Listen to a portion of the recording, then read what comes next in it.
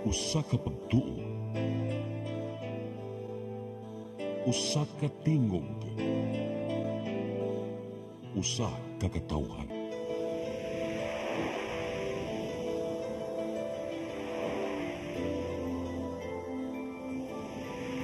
Cebu Catholic Television Network.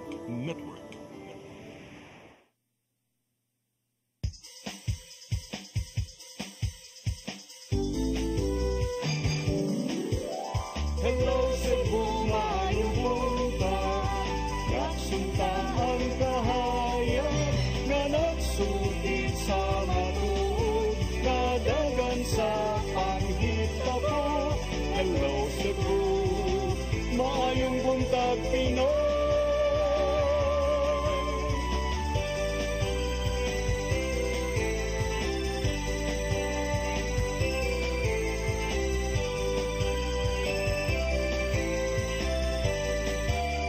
Ang katutulungan sa mga katawhan. Hello Cebu, hello Cebu, maayong buntag Pinoy, maayong buntag Pinoy, maayong buntag Pinoy. Hello Cebu, mayong buntag Pinoy, adlaw karon nga Martes, Pebrero 25, tuig 2025. Sangan sa atong regular host Malu Inocando Tabar, ako si Crystal Joy Felerca. Sa ngalan usad ni Attorney John Destacamento, ako usab si Gia Navarro. Today is February 25, 39th anniversary sa EDSA People Power Revolution. Special working holiday karon alang sa mga nanarbaho apan adunay pipila ka mga lugar ug tunghaan nga way klase. Kung asa man, ihatag nato ang atong update karong taud-taud, Christine. Kami mo'y makig-uban kaninyo hangtod sa alas 9 sa buntag. Atong sugdan ang atong tulumanon sa pagsuta sa atong weather update gikan sa Pag-asa Mactan, pinaagi ni Ma'am Ana Dumdum. Good morning, ma'am. Yes, ma'am. Good morning. Mapin itong weather update. Sa kasamtangan, nagapadayon na nga nag-apektar ang northeast monsoon or hanging amihan sa tibok lalawigan sa Luzon. And so far, what ay ginamonitor nga low pressure or bagyo doon sa atong nasod karong adlaw. Sa kasamtangan, tibok Visayas, posible makasin natin yung panagsang mapanganuron. Ngadto na sa madag-umo ng kalangitan, ada na tayo tsansa ni mga rain showers o thunderstorms dala sa easterlies or init na hangin gikan sa dagat Pasipiko. Ug sa tong hangin o kadagatan, kasarangan nga to sa kusog nga hangin gikan sa amin ng Sidlakan ang magpasulabi sa tibok Visayas o kadagatan kasarangan nga to na sa posibleng baluron ang kahintang. Og di sa Sugbo, kadagatan na ay pagtaob inig alas 12:33 sa kautuhon, muhunas alas 2:47 sa kahaponon. Temperature forecast karong adlaw na sa 25 to 31 degrees Celsius para sa Metro Cebu. Og si hari adlaw ni silang ganing alas 6 impunto sa Kamuntagon, mosalop inig alas 5:54 sa kahaponon. Og dili la ko kutob kini sa nadumdum gikan diri sa Dios sa Pag-asa Mactan, maayong buntag. Ma'am Ana, question lang kaning karong simanaha ba unsa man kaning magpabilin pa ba nga maayo ang ang ato ang panahon diri sa Cebu, or there are times nga mag-uwan-uwan usab, Ma'am Ana? So far sir, karong nga week posibleng magpabilin nga intensity nga naatay nagapuntay chance ni mga rain showers o mga lumalabay patak-patak nga panahon o posible po ni mga thunderstorms sa hapon o sa gabi. Okay, daghang... Pero so far sir, wala tayo significant nga pag-ulan, kaya wala tayo ginamonitor nga LP or bagyo doon sa Daghang salamat, Ma'am Ana Dumdum, gikan sa Pag-asa Mactan, Visayas, ug mayong buntag ninyong tanan diha. Mao kadtong atong weather update karong adlaw, og karon atong tan-awon ang mga front pages sa atong lokal ug national nga mga pamantalaan. Atong sugdan sa Sunstar Daily. Cigarettes worth millions shredded. Sa Sunstar Super Balita, amahan ng hulga gipadako. Sa The Freeman, 635 million pesos budget up for scrutiny. Sa The Freeman Banat News, 15 milyones pesos nga smuggled nga sigarilyo na sakmit. Sa Philippine Daily Inquirer, Philippines, Japan boost security ties amid rise of China. Sa The Philippine Star, U.S. exempts $336 million Philippine aid from freeze. Sa Manila Bulletin, U.S. exempts military aid to PH from freeze. O sa Tempo, Brazen Act, Maguindanao del Sur Vice Mayor wounded in gun attack. Mao kadto ang mga front pages sa atong lokal ug national nga mga pamantalaan sa atong pagbalik atong sayran ang mga balita nga nahipos sa atong CCTN News Department. Please stand by. Hello Cebu, maayong buntag Pinoy, maayong buntag Pinoy, maayong buntag Pinoy. Discover the beauty of the Philippines.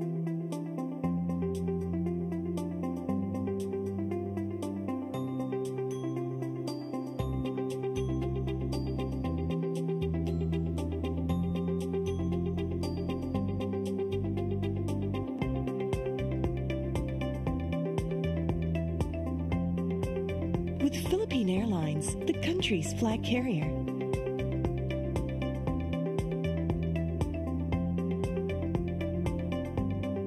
The airline that lets you feel the warmth of the nation.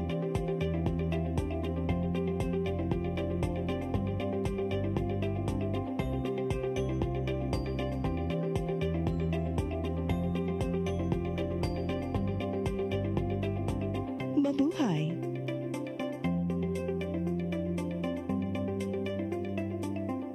Kaiba sa mga politiko, matagal nang ginagawa ni Ariel Querubin ang ipaglaban tayo.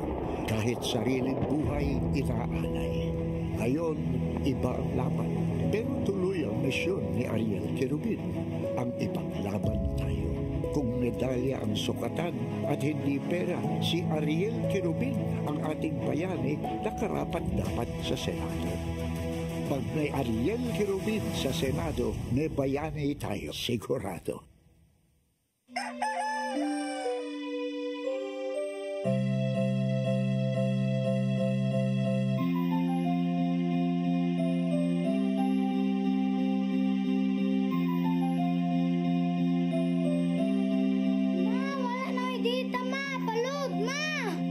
Sorry ma'am, na-late ko. Nangita pa mong para internet sa kong anak ma'am. Ay, wala na yung problema. Pag-sinisibo. Sinisibo, sinisibo. For your internet connection, And for the signal of your cable TV. so fast and straight the transmission to your home. Sinisibo, sinisibo, sinisibo. Offers you to have fiber optics. For your viewing experience, perfect and clear so far. So great and affordable for you to enjoy. Sinisibu Television Network Incorporated offers fiber to the home broadband internet bundled with fiber to the home cable TV connection. Sinisibu Television Network Incorporated with its operation in Metro Cebu and the whole province of Cebu soon. And affordable for you to enjoy. Sinisibo. Hello Cebu, hello Cebu, maayong buntag Pinoy, maayong buntag Pinoy, maayong buntag Pinoy. Balik ta sa Hello Cebu, mayong buntag Pinoy ug karon atong sayran ang mga balita nga nahipos sa atong CCTN News Department. Naguna sa mga balita, nagkadayang universidad ug syudad sa lalawigan sa Sugbo ni deklarar og walay klase karong adlaw paghandom sa anibersaryo sa EDSA People Power Revolution. Ang kasayuran ni hatod ni Mary Rose Sagarino. Walay face-to-face nga klase sa tanang level sa mga pampubliko ug pribadong tunghaan sa syudad sa Mandawi ug mga adlaw. Mopahigayon usab og libreng film showing kabahin sa martial law ang syudad nga ipahigayon sa Mandawi Heritage Plaza. Ang syudad sa Lapu-Lapu ni suspenso usab sa face-to-face sa pampublikong tunghaan. Lakip na ang City College apan ang klase magpadayon pinaagi sa modular distance learning. Samtang sa syudad sa Talisay ni kansela usab sila sa face-to-face alang sa mga pampublikong tunghaan gawas sa Talisay City College. college. Sa mga universidad, nideklara nga walay klase ang University of the Philippines Cebu, University of San Carlos o University of San Jose Recoletos. Ang EDSA People Power Revolution ugmang adlaw maunang ika-39 nga anibersaryo sa makasaysayanong upat ka adlaw nga People Revolution nagpahawa sa pwesto kang kanhi presidente Ferdinand Marcos. Sa naandan ang Pebrero 25 gideklara nga special non-working holiday apan karon ang Malacañang nideklara nga kini ihimong special working day. Sa laing bahin gipahinumduman sa mga paring redemptorist dinhi sa Sugbo ang kabilin sa EDSA Revolution nga bunga sa pagpakigbatok sa diktadoryang Marcos. Maong gihimugatan nilang dili angayang kalimtan ang mga pagpang-abuso nga da sa kapintas sa martial law. Mary Rose Sagarino, CCTN News. Sa uban pa nga mga balita, 35,000 pesos nga Charter Day bonus alang sa mga trabahante sa Cebu City Hall laumang madawat karong buwan sa Marso. Kining gipaybaw sa mayor atol sa ika-88 nga Charter Anniversary sa siyudad sa Sugbo kagahapon. Aniya mong kasayuran. Gipaybaw karong adlaw ni Mayor Raymond Alvin Garcia nga madawat sa mga empleyado sa Cebu City Hall ang ilang Charter Day bonus karong Marso. Atol ning kasumaran sa ika-88 nga Charter Anniversary sa siyudad sa Sugbo, gitahasan ni Garcia ang City Administrator o gingon man hingtungdang department heads alang sa pagproseso nini. Madawat sa mga trabahante sa City Hall ang hangtod 35,000 pesos nga bonus human naaprubahan sa konseho sa siyudad ang Supplemental Budget number 1. Apil sa gipangayong 635 million pesos nga pundo, mao ang alokasyon alang sa bonuses nga mao ang 180 million pesos, ingon man 14.6 million pesos alang na sa makalihukan sa Charter Anniversary. Pero atong pasalamatan yun ang Cebu City Council sa pag-approve sa atong bonus. Naraba diri ang atong mga konsihal, atong pakpakan. Kibabaya ka nga gusto ba yung tag-action dayon. So sa ato pa ang bonus dapat ma-release jud dayon. Bisan pa man og giuwan nahimong simple og halangdon ang pagsaulog sa anibersaryo sa pagkasyudad na mismo sa Cebu City. Gihalaran nila og buwak ang rebulto ni Don Vicente Rama kinsang nangamahan sa Charter Day sa Dakbayan human niya kini giduso og naaprubahan sa lehislatibo. Matod ni Garcia nga gawa sa paghandom sa mga kabilin ang ngayong lantaon ang kaugmaon sa syudad sa Sugbo. Kini mo ang pagkamanambuon pinagi sa dugang pa mga investments nga mosulod nga makahatag usab kadugayan o kahigayunan sa uban. Let this day serve as a reminder of what we can achieve when we move forward together with vision and with purpose. So wala pa mismong seremonya, nagpahigayon usab og buwag nga yanong wreath-laying ceremony si kanhi Mayor Michael Rama sa sayo sa buntag. Kuyog ang iyang pamilya o mga kaalyado sa Barog Bag-ong Sugbo Team Rama, gihalaran nila og buwak ang rebulto ni Don Vicente Rama. Alang niya, ipainumdum kanunay ang kasaysayan ug legacy sa nangamahan sa pagkasyudad sa Sugbo. Gian Navarro, CCTN News. Sa pagbadayon sa atong mga balita, Bureau of Internal Revenue sa Central Visayas niguba sa libuan ka mga kontrabandong sigarilyo atol kini sa nationwide simultaneous destruction.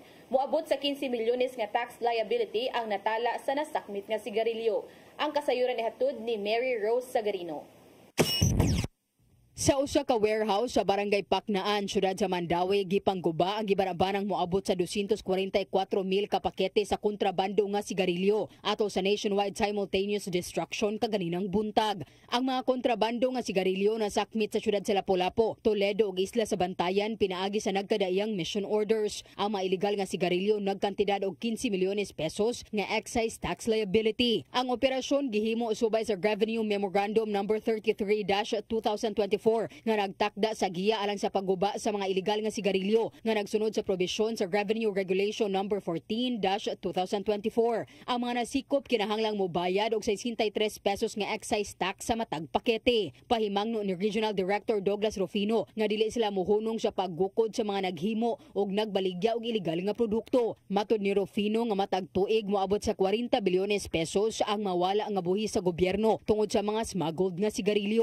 Ultimately, the BIR is sending a message that crime doesn't pay. Those who are engaged in the distribution, manufacturing of illicit cigarettes we will always catch them. Kasi lalabas at lalabas naman sa market yung product and we are that resourceful na matritrace din namin kung saan nanggagaling ang mga ito. Pahimang no usab sa Chief Revenue Officer 4 nga si Attorney Bernardino Polsomera Jr. ngadto sa mga retailers o mga customer nga mahimo silang mapasakaan og kaso kung mopalit sa mga kontrabando nga sigarilyo. As you are found in possession of illegal cigarettes, you're already liable under the tax code. Mere possession. That's why we are discouraging the sellers, especially in the public markets, to desist from selling. Sa inisyal nga investigasyon, nasuta nga ang kontrabando nga sigarilyo nagikan sa Malaysia ug Indonesia. Mary Rose Sagarino, CCTN News.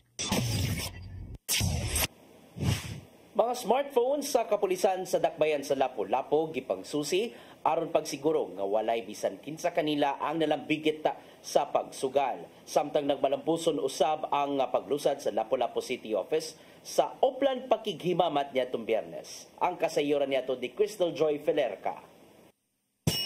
Usa ka netizen ang nagpost sa iyang social media account nga dunay usa ka maestra ang giingong gitulis samtang nagsakay kini og tricycle kagabi sa Barangay Gunob, Dakbayan sa Lapu-Lapu. Base sa iyang post, nisakay ang mga maestra sa iskina Mergin. Adunay duha ka mga lalaki ang nipara og nisakay. Ang usa ka lalaki nitupad sa maestra samtang ang usa didto sa extension sa tricycle nilingkod. Samtang nagdagan ang tricycle, ang usa ka lalaki nangayo og sinsiyo sa maestra samtang gihadlok sa gikupta ni ining mahait nga butang. Tungod sa iyang kakulba, ninaog ang mga maestra atubagan sa usa ka subdivision sa Gipang inspeksyon ang mga cellphone sa kapulisan sa Dakbayan sa Lapu-Lapu ato sa gipahigayong talk to man ni Acting City Director Police Colonel Dayan Agustin ni adtong Biyernes, Pebrero 21. Kini aron sa pagsiguro nga way usa kanila ang nalambigit sa online gambling. Kini tungod kay gidili sa kapulisan ang tanang matang sa sugal o iligal nga aktibidad ilabi na ipaagi sa online o ang paggamit sa social media samtang anaa sa serbisyo. Ang kadtong masakpang malambigit niini magatubang og silot base sa regulasyon og balaod sa Philippine National Police. Hinuon maton ni Police Lieutenant Colonel Christian Torres, ang spokesperson sa Lapu-Lapu City Police Office, nga wa sila'y nasakpan apan magpadayon ang ilang monitoring. Order na lang ni sa mga director is kanang specially duty ka. Dapat di gyud ka pwede mo gamit anang online nga mga nasugal. Or bisag off ka kay basig mo na maka kuan gini mo ba nga maka because na imong pagpuyo kay tungod nang bisag off ka nya wa kay lingaw sige kag duha antod wa ka baw na puno na kag loan kay tungod nang sige kag online gaming. Samtang sa laing bahin sa susamang adlaw gihapon, nagmalampuson usab ang ilang paglusad sa Oplan pakighimamat, kung diin nagdungan ang pagpatrolya sa mobile patrol, motorcycle patrol ug foot patrol sa 30 ka mga barangay sa tinguhang maminusan ang mga krimen sa Dakbayan. Gipahigayon kini sa kapulisan sa Dakbayan sa Lapu-Lapu ni adtong adlong Biyernes ug Sabado gikan sa alas 6 hangtod na sa alas 8 sa gabi ug matag barangay adunay tag 5 ka mga personnel ang nagpatrolya. Matag simana na kining pagahimuon sa LCPO, apan sigon pa ni Lieutenant Colonel Torres nga studyohan pa nila kung unsang adlaw kini ipahigayon. Ilabi na nga ni hangyo ang mga kapitan sa matag barangay nga kung mas maayo mas patasan pa ang oras sa pagbuhat sa Oplan paghihimamat, ilabi na nga sagad sa krimen mahitabo kung laom na ang kagabhion. Pero madagad man tas availability sa atong mga office personnel gud. Then wala gina atong studyohan sa ang crime clock o crime map ug asa dapita kay ug tanang barangay gudagan kayo tag magamit ng mga personnel which is namo gunay trabaho mga admin duty man gud nato nya ug atong patasan ang oras basig ma-hamper ang ilang trabaho diri sa admin duty. Usa sa tutukan sa LCPO nga butangan og kapulisan matag gabi mao ang mga barangay nga nakatala og pinakadaghan og krimen matag semana sama na lang sa Barangay Basak, Gunob ug Paho. Crystal Joy Felerca, CCTN News. Sa atong uwahing balita, mga serbisyo sa klinik nga nagtanyag og medical ozone therapy palapdan pa karong tuiga. Samtang dako ang pasalamat sa CCTN Channel 47 tungod sa padayon nilang partnership. Ang kasayuran hatod ni Gian Navarro. Palapdan pa sa Ozone Med Wellness Clinic ang serbisyo ngadto sa mga gusto mo maayo og makalikay sa mga balatian sa lawas. Sumapa sa ilang medical director nga si Dr. Rosario Barales. Daghana ang interesado sa mga complementary treatment aron mo maayo sa grabing mga sakit sama lang sa cancer. Dako ang kalipay nga naangkon sa ilang mga pasyente human nakapahimos sa mga matang sa therapy. Resulta hinuon kini sa nahimo nilang pagtinabangay. You will be seeing a lot of doctors who are collaborating their experiences and seeing the progress ng mga pasyente and improvement from this kind of therapy. Ning 2025, adunay dugang pang serbisyo ang OzonMed nga angayang mapahimuslan sa uban alang sa tumang ikaayo sa lawas. Hindi lang do through the infusion, but there will be coming in yung mga recovery pad. Once the patient are on the middle na ng kanyang recovery, then there is another one like we do have coming in, the light therapy treatment. No? Meron din tayo yung mga hyperthermic treatment, which is very good, and in combination with the ozone therapy, ay talagang napakabilis ng kanilang improvement from their journey. Nagigalayon ang OzonMed Wellness Clinic sa CCTN Channel 47 aron sa pagpasalida sa programang New Start Health and Wellness Talk. Di usab gipaambit ang mga benepisyo sa medical ozone therapy ngadto sa mga nananaw on air ug online. Nalipay ko nga daghan na tayong naaabot na maraming kababayan dahil sa ating partnership ng OzonMed Clinic at anong CCTN. At natutuwa ako talagang marami na tayong naaabot na kababayan natin at natutulungan. Maunaman sa Season 2 sa mga programa ang dugang pang inspiring stories gikan sa mga nakasuway na sa mga therapy. Inubanan usab sa mga mahinungdanong tips gikan sa mga eksperto aron makalikay sa mga klase-klaseng sakit. Mong atangan sa tanan ang New Start Health and Wellness Talk Season 2 sugod karong Marso 22, Sabado alas 8 hangtod alas 9 sa buntag. Ug adunay replay matag Miyerkules 1 hangtod alas 2 sa hapon sa CCTN Channel 47. Meron discounts po kayong maka-avail sa QR code. So abangan nyo rin po yun. So please watch it po and I'm excited to see you there. Alang sa mga gusto makasinati sa kaayo sa medical ozone therapy, bisitaha lang ang OzonMed Wellness Clinic sa Unit 1207 BPI Cebu Corporate Center, Cardinal Rosales Avenue, Dakbayan sa Sugbo. Iscan lang kining QR code alang sa special discount nga angayang mapahimuslan gikan sa Cebu branch sa OzonMed. Gian Navarro, CCTN News. Maukadto ang mga balita nga nahipos sa atong CCTN News Department nga inyong nakita kagahapong adlaw sa Sayre 47. Sa atong pagbalik, maghisgot na kita og pipila ka mga isyu nga manginlabot ang lungsod ug ang nasod. Please stand by. Hello Cebu, maayong buntag Pinoy, maayong buntag Pinoy, maayong buntag Pinoy. Discover the beauty of the Philippines.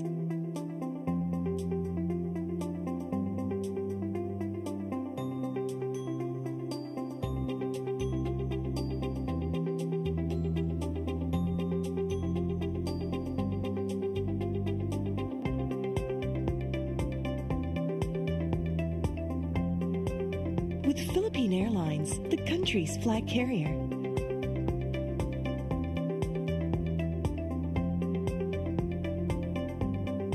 The airline that lets you feel the warmth of the nation.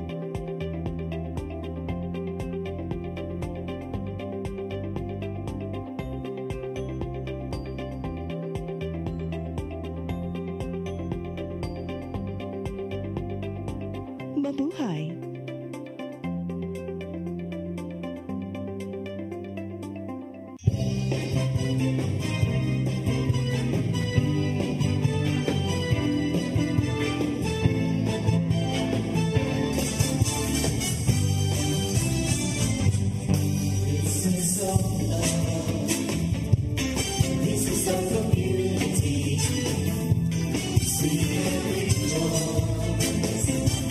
We are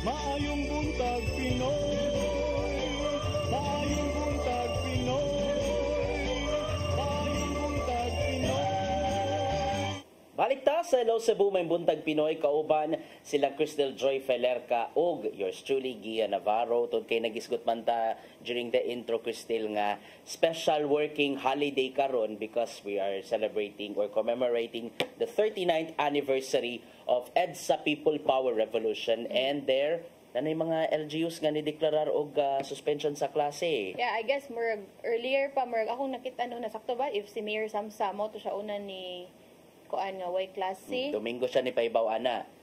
Anya ni sunod. Unsa pa ilan mga LGUs? Ang dakbayan sa Lapu-Lapu, wa usab sila klase. Ang sa Lapu-Lapu gahapon sila nagkuan pero ongoing gyapon ang modular distance learning. So why face to face but still like klase kay modular lang. Ang dakbayan sa Mandawi, may wala klase. Wala klase. And suspendido sab ang face-to-face classes dito sa Dakbayan sa Karkar as gipaibaw kagahapon ni Mayor Patrick Barcenas. Pero sa mga nangutana nato dia nababay klase sa Cebu City na may gihatag nga listahan si Mayor Raymond Alvin Garcia on some schools nga ni-deklarar karong adlaw nga way klase. Schools and university. So sa base sa post ni Mayor Raymond Alvin Garcia, naguna niini ang University of the Philippines Cebu, University of San Carlos, and no work usab ni ang USC, Colegio de la Immaculada Concepcion Incorporated, St. Louis College, and Don Bosco Technical College, Mary Our Help Technical Institute for Women Cebu, Einstein School Cebu, Tabor Hill College, St. Mary's Academy of San Nicolas Incorporated. Unya, no work pod sila. Unya, nay duha ka university sa Dakbayan sa Sugbo ang nag-asynchronous karong adlaw. Mao ni ang University of San Jose Recoletos para ni sa ilang elementary, junior ug senior high school. Ug ang Cebu Technological University Main. And the rest of the schools sa Cebu City kanang regular classes gihapon. Unya, special working holiday gihapon na karong adlaw. It seems nga, in fairness sa uban pa nga mga LGUs, Crystal, no, it seems nga they have the courage to declare nga way klase, anang adlaw. Despite the kuan nga, wala siya, hindi siya declare nga holiday. Kay, di ba, naanda na ba ni sa previous administration nga, wala gud ni klase ang February 25 to commemorate the anniversary of EDSA People Power Revolution. Kay I guess very dili ni kada bitong this is a historic event nga kinahanglan siya i-celebrate or i-commemorate up until now kay para nako sir partner Giano nga we are not here where we are today if wato nahitabo ang EDSA People Power Revolution. Di na tumakabot ang demokrasya. We are not we will not enjoy the freedom nga naata karon kung wato nahitabo sa una magpabilin ta possible how long ka ni magpabilin siyang pwesto si Marcos Sr. And then speaking of EDSA Revolution karon no na diyo sa ka statement nga medyo natandog ako personally natandog yun ko which is mani angay natong hinuklogan mao ni ang statement gikan mismo sa Redemptorist Province of Cebu. To backtrack nako into a surprise day, Crystal, no, sa dihang gibasa nako ang among statement na hinumdum kalit lang na pop up sa akong unahuna nga di usa sa mga pari nga Redemptorist no ang matud pa biktima gid di ay sa abduction during martial law. Mo di ay ni si Father Rudy Romano kundiin gikidnap siya sa mga armadong kalalakinan dito sa Barangay Tisa, syudad sa Sugbo. That was 1985. So dako ang ilahang tanhaga nga unsa man ni nagpabilin pa ba kahaning buhi pa ba karon si Father Romano but still manigingon nga nakit-an gyud ni ilang baruganan nga syempre nakigbatok gyud sila sa dictatorship and syempre ni abag gyud siya sa mga kabus. So mao na to. So mao to hindi pa inumdum gyud ang mga paring redemptorist nga kinahanglan hinumduman gid nato nganong nag-celebrate ta sa EDSA People Power Revolution ug atong ilhon kung kinsa gyud ang mga nagsilbi gyud nga mga bayani nga maoy nagpanalipod alang gayud sa demokrasya taliwa sa tiraniya nga gipatuman. So Alang sa Redemptorist Province of Cebu, nagkanayon nga ang EDSA People Power Revolution usa ka matang sa historical remembrance and social responsibility. And I quote, "This significant moment in our history symbolizes the collective unity and unwavering determination of the Filipino people to end Ferdinand Marcos Sr.'s oppressive dictatorship. It stands as a testament to the sacrifices made by workers, peasants, youth, church leaders, and nationalists who dedicated their lives to the pursuit of justice, democracy, and peace. By honoring this historic uprising, we acknowledge the bravery of those who risk everything to restore democracy and uphold human rights. Their resistance against tyranny exemplifies the resilient spirit of hope and defiance that inspires generations. Remembering EDSA ensures that the truth about the abuses, corruption, and repression under the dictatorship of the late President Marcos is never forgotten, acting as a safeguard against historical distortion and revisionism. We embrace the solemn challenge to never forget and proclaim never again to dictatorship." So ilang gihimug-atan nga nakita gyud na nila nga, nganong nag-special working holiday man data? Unsay mo di pasabot ani? Historical revisionism? So it's such a tough move for especially sa Redemptorist priests diri sa Cebu to make a move about this, and then syempre maning hinukulugan nato nga bitaw Cristel, digid nato angayang kalimtan ang maong mahinungdanong kabahin sa atong kasaysayan diin at one time nailhan gyud ta sa kalibutan tungod sa pagkamalinawon sa pagpalagpot sa dictatorship. And prangka man lang, na may iban pa manakingon nga, nga magklase man ta, nga magtabataon sa mani. Kalimtan na nato ning sa mani. They want to sa mani, gusto sa administrasyon, i-brainwash nato ang ato ang kaagi. Motuutas gingon sa ka-artista nga, quote-unquote, history is chismis. History is history, gyud. Nahitabo man gyud na ang mga nahitabo gyud, labi na sa pagpalagpot sa dictatorship. And yet, manigikado ka na to nga, kay kung gikalimtan na to, what if mabalik man di ay, kaya naman tayo gitawag, Cristel, nga history is repeating. Pero kung kuan ani ba, tanawa ni partner Gian, nga, although sa gi-observe naman gud ni pila ka years, sa previous administration, nga wag gud ni klase, ang kaning, way klase og trabaho ning February 25, but do you think tungod lang ni nga, kuan ni Marcos nga, special working holiday karon, so amo nang ubang LGUs, ubang mga mayors murag nituman na lang ni sila sa mando, but tungod lang sa kana bitong just as a respect to the president kay mao ni ang mando, pero murag like di ba, like makunaw niyo ba nga nganong uban man lagi, nganong uban mga LGUs na kaya Manila mo declare og no class, no working, no work just to commemorate this day.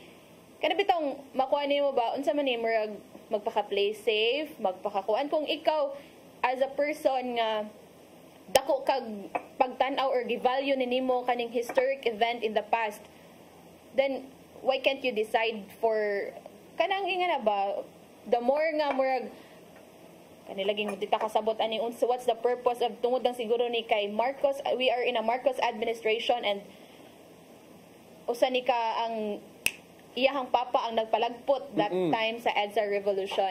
And pero sa akong pagtanaw the more nga ginay mga kuan nga wa nag-declare og di ba kay sa una murag holiday ra ning kuan watay klase blah blah blah way trabaho murag kanang okay not just a normal life sa naandang sa naandan kan sa diyang estudyante pata may excite tag way klase og February 25 kay lagi makalaag-laag tapat. Pero karon bitaw nga kanang wa siya gi-declare nga way klase o way trabaho. Mura bitaw nakuan nga the more siya gistoryaan sa mga tao nga lang anong wala naman ni gi-holiday nga we usually kuan man ni holiday maning 25. So the more siya bitaw nga gistoryaan sa mga tao which is kanang kuan na pud gyapon bang at least the kuan bitaw nga ang mga tao naghinumdum ra gihapon which is that's something nga kanang di gud ang nga ikalimtan. And I hope unta nga katong nagpadayon sa ilang klase, sa ilang mga trabaho karong adlaw, despite nga mga nisulod gihapon ta sa mga eskwelahan, sa mga trabahoan, we should always kanang kuan ba nga find ways to commemorate this day.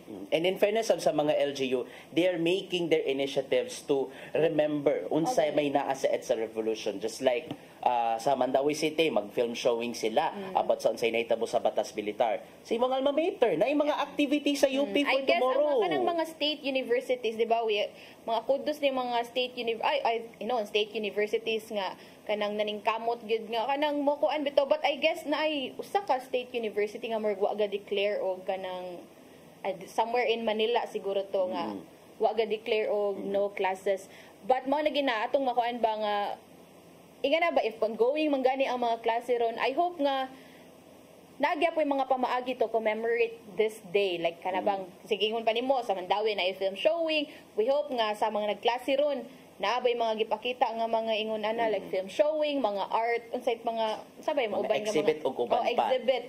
Kay usually ingana man gud ng mga pagabuhaton sa mga schools, universities if ever natay mga historic events nga i-commemorate, di ba?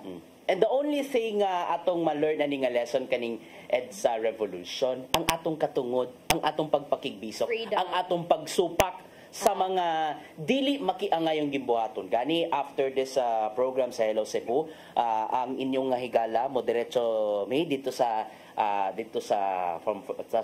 Colon State tuod kay mopahigayon og protesta ang bayan na Central Visayas. Magmarcha sila gikan sa Fuente Osmeña paingon na sa Colon Street. Diyan sa Colon Street na ang ilahang main program. And in fairness, usab sa masakop sa kapulisan, ilang gibantayan and namahayag man to ang Cebu City PNP nga ilang i-deploy ang igong gidaganon sa masakop sa kapulisan just to make sure nga peaceful o dili mo sangput sa grabe nga riot. Yes, ipatuman man gid nila ang maximum tolerance. Anyway, gitahod man gud nila ang syempre katugod man gid nga makapadayag sa ilang mga angayan nga ipadayag kani nga mga grupo labi na sa mga nasinati karon sa atong nasod. Labi na nga dunay mga daghang mga problema nga atong giatubang. So manay ilaha nga sentro sa ilaha nga hisgutanan. So ato'y pangutanan siguro atong mapangutanan niya si Sir Jaime Paglinawan kung okay ba ka siya sa gibuhat sa mga LGUs, no? Like katong nag-declare o like pila lang ba kay LGU kanilang Tri-Cities wala labot ang Cebu wala labot ang Cebu City in general kay universities raman lang, pero naay uban sa Cebu City. But ang nag-declare pud mismo sa Lapu-Lapu ug Mandawi sa Mandawi kinsa si Mayor Bersede and si Mayor Junard Chan and si Talisay si Mayor Samsam. But ang uban gani kay makuan sila anong kanabitong ang ubang mga LGUs na nag-post sa ilang mga tagsa-tagsa ka mga PIO page nga naay klase. Sa lungsod sa Minglanilla. Cordova pod kita ko nga naay klase. Tungod sa mga estudyante nga nagsige pangutana naay klase mayor, naay trabaho kay labi na ang uban mga mayors nga nagauna na og declare na nag-declare murag na inspired na, pero inatunta no whether may patatis kita wa mo gitay trabaho og bisag mag-holiday padayon magyapon natong serbisyo sa media, pero bisan og karon na iban pa na klase na iban pa wala inatunta nga digid nato kalimtan ang most important lesson nga atong nakabot sa EDSA People Power Revolution nga mao ang pagpakigbisog batok sa mga magmalupigon pagigbatok sa mga dili maayo nga pag-abusar og labaw sa tanan pagpahimos nato sa demokrasya like the freedom of speech. So napunta nga ang atong gigamit nga freedom of speech with certain responsibility gyud. Kay kung sa man ang ato mga gipampanulti usay ato gyud nga barugan. Kung say mga di mayo na magipampanulti na mga consequences. So di nato abusaran pag-ayo ang freedom of speech kay lisod na gid kaayo kung ugaling si Baku Oroy mabalik man ug mahikawan ta nya nang maong katungod, Christine. And speaking of freedom, murag kanang uso pod ni sa ato ang freedom to express or kanang mag-post sa mga social media. Kay namang gud mga tagsa-tagsa ka mga social media account. Tagingon palagi if natay freedom murag careful pud ta sa atong mga post online kay kagahapan no pag Domingo partner Gian kita ka atong sa Facebook account or social media account ni Mayor Junior Dahong Chan o ni Congresswoman Cindy Chan Uy, naunsa day to? murag naka-post ni sila og regarding kay Pope Francis, but na kuha na po din nila gahapong adlaw nag-post ni sila nga for public apology or kanang nangayon ni sila dispensa iratum tungod sa sayop nga ilang na post misinformation last February 23. Kay kano sa to nag-post ang katong sa Vatican City regarding an update ni Pope Francis. Mga Domingo to sa udto.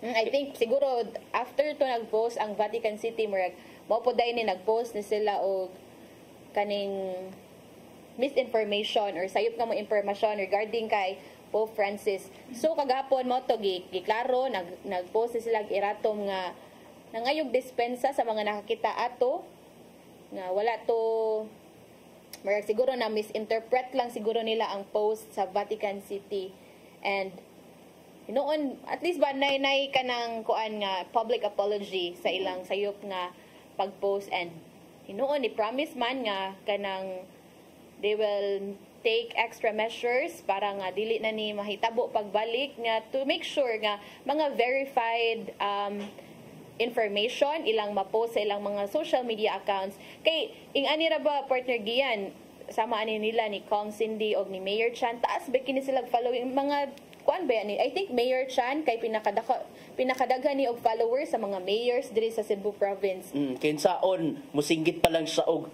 nakapamahaw na ba ang tanan? Mudaghan naman ng views. Malagi so sa iyang page ni Mayor Chan na siya 883,000 followers. So imagine now in just mag-post ka dira pas gid kay na mo mukalap kay daghan pud ang makakita tungod sa imong following. So mo lagi na this is just a lesson to everyone no nga kanang bisag masayop man gud ang tao pero siguro if natay makita nga mga information nga mga kuan online dili lang pod kanang bitang i-verify gud nato if sakto ba ni sakto ba kung pagsabot ani nga kanang akong gibasa or if ever kanang kuan you can always verify it na may mga fact checking ang mga sites to kuan nga sakto ba.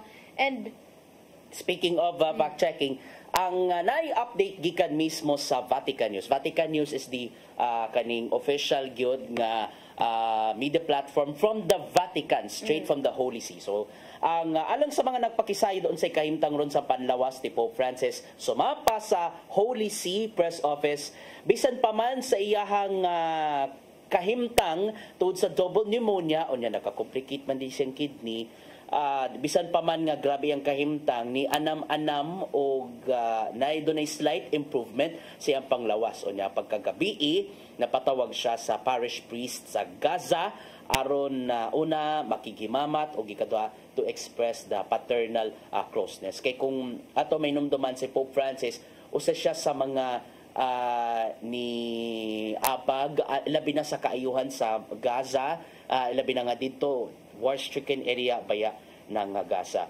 So, ngatong update ron, bisan pa man og critical lang yang kahimtang tungod sa double pneumonia, apan nilamboy noon gamay ang iyahang kondisyon.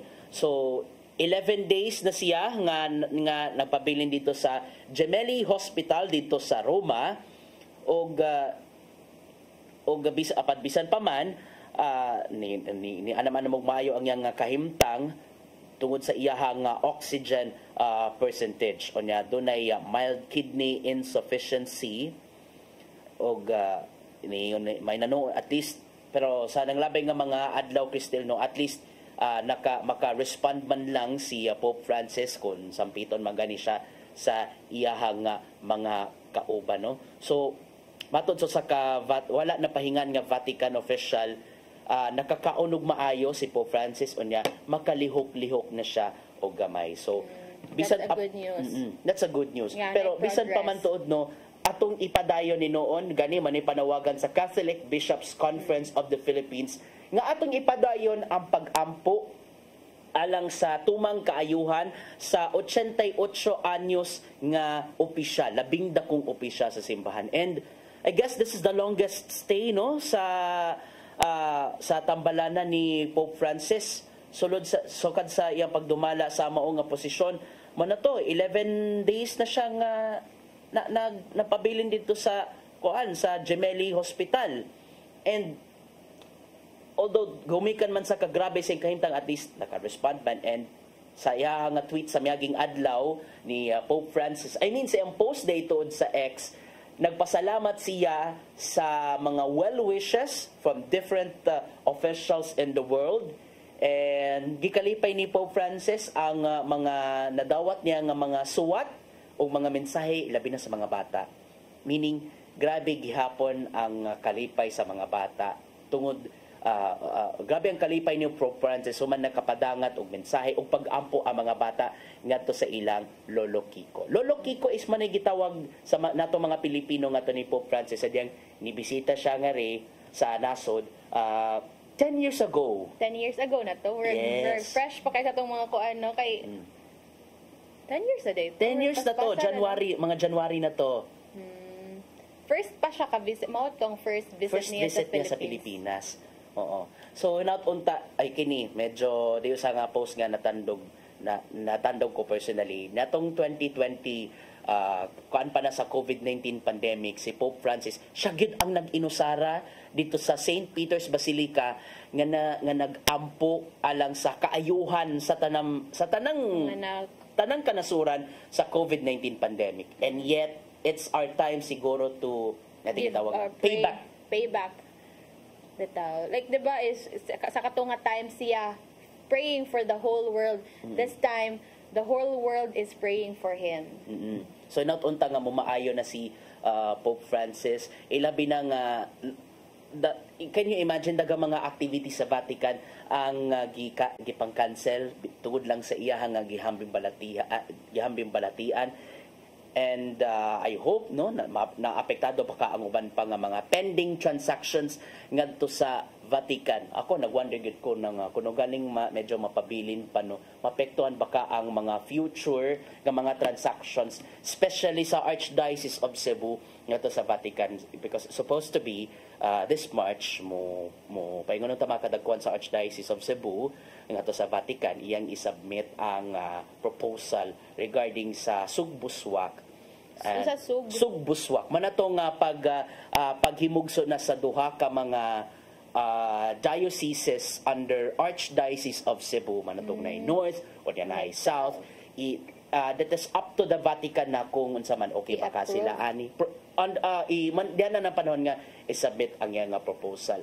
And so ato lang tinabangay kita sa pag-ampo alang sa tumang kaayuhan ni Pope Francis. So it's either ato bang sundugon ang giandam nga mga prayers gikan mismo sa giandam sa CBCP, o di ba ka pwede natong kopyaon kanang para sa gigamit ni Archbishop Palma, iyang gigamit ang giandam nga pag-ampo from Archdiocese of Manila during the Eucharistic Vigil. So, padayon gyapon nato sa pag-ampo para at least we're wishing for longevity kay kubuto naon si Pope Francis magud ang mga nakahimo sa pipila ka mga reforma ngadto sa simbahan alang na sa kaayuhan gyud sa kinabagaan.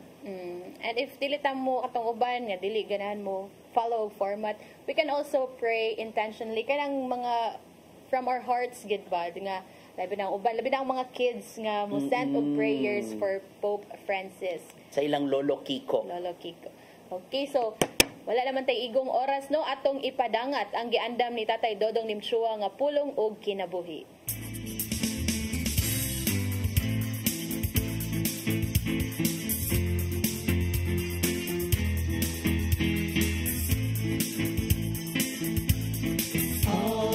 Pulong mo ang diwag sa dalan ko. Usahay amon sa mayo alam kanato, dili mo ang atong giampo. Sayo ang atong gipangayo sa Ginoo. Kuningon nini ang sitwasyon, dayag na lang nga dili yun ihatag sa Ginoo ang butang nga makadawat kanato. Sa Santiago 4:3 kato sa 4 nagihon. O sa dihang nangayo kamo, wala kamo atagi kay dautan man ang inyong tuyo. Nangayo kamo aron lamang sa pagtagbaw sa inyong mga lawas ng kaibog, mga maloy mo. Wala ba kamo masayon nga ang pagpakihigala sa kalibutan mo ang pagkig-away sa Diyos? Kay katong magkihigala sa kalibutan, nakig-away sa Diyos.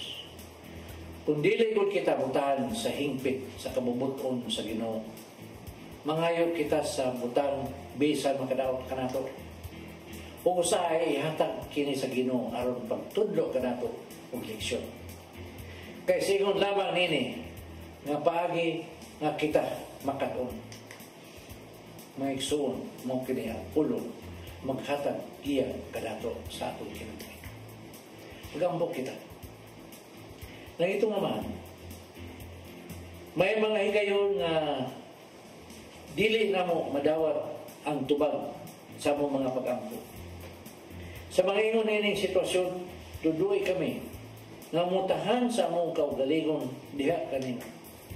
Kay dili bang gyud nimo itugo nga may dautang mitabo kanamo. Amen. Sa Ama, sa Anak, sa Espiritu Santo.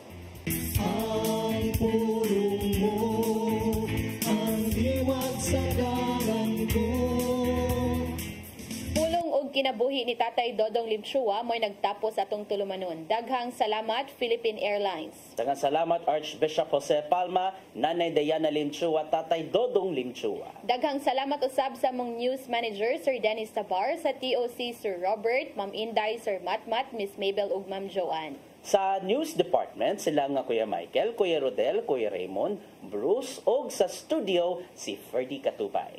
Daghang salamat usab sa inyong pagpakiguban namo karong buntaga. Sangan sa atong regular host, Malu Inocando Tabar, ako si Crystal Joy Felerca. Sangan usab ni Attorney John Destacamento, ako sab si Gia Navarro. Daghang kay salamat sa inyong pagtanaw.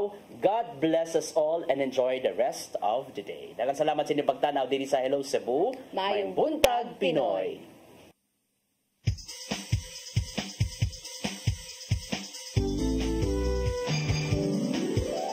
Hello